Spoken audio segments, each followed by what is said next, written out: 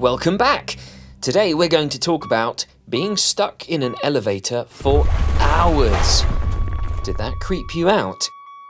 If you have a fear of elevators, planes, public bathrooms or subways, and even if thinking of these places causes a trigger, you might be claustrophobic.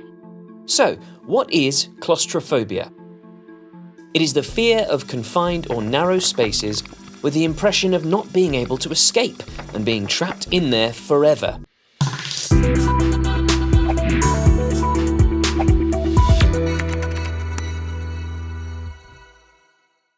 But how does this happen? Claustrophobia can occur because of panic attacks caused by an imbalance of neurotransmitters in the brain. The panic center in the brain goes off even though there is nothing to panic about. A person can get shaky, dizzy, go crazy, lose control, and even feel like they might die. One study indicates that anywhere from 5 to 10% of the world population is affected by severe claustrophobia, but only a small percentage of these people receive some kind of treatment for the disorder. There are many possible factors that can cause claustrophobia. We'll tell you about the top 4 most common ones, but first, don't forget to subscribe to our channel and hit the bell icon for notifications. 1. Conditioning.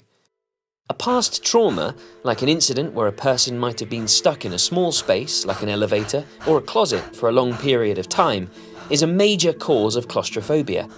This trauma triggers a fear or anxiety of similar situations in the future. While this conditioning often occurs in childhood, even adults can get this phobia later in their lives following a claustrophobic experience, like a visit to an MRI machine. 2. Genetic factors. Psychologists and psychiatrists have also found a connection between panic disorder and claustrophobia.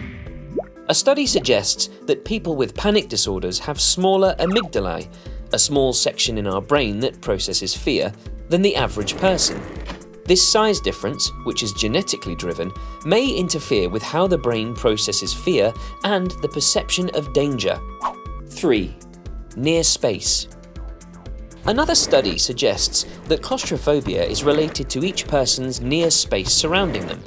Most people's personal space is only as far as their hands extend, but people with claustrophobia have an exaggerated sense of their near space, which is too far from their bodies, and hence when someone, a wall, or any closed space violates that space, they feel claustrophobic.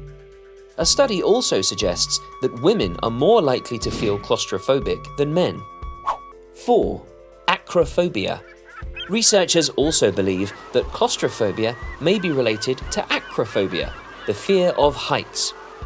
The reason behind this is that people with claustrophobia underestimate horizontal spaces the same way people with acrophobia overestimate vertical spaces. Other scientists believe we're all primed for claustrophobia, and it is a mere survival instinct that's naturally buried in our genetic code. So, while we're still trying to figure out why people get claustrophobic, like any other anxiety disorders, there isn't any actual cure. Claustrophobia is most commonly treated by psychotherapy. Different types of counselling can help you overcome your fear and manage your triggers. But we're going to suggest a few quick tips that can help you cope with an attack. Breathe slow and count to 3 with each breath.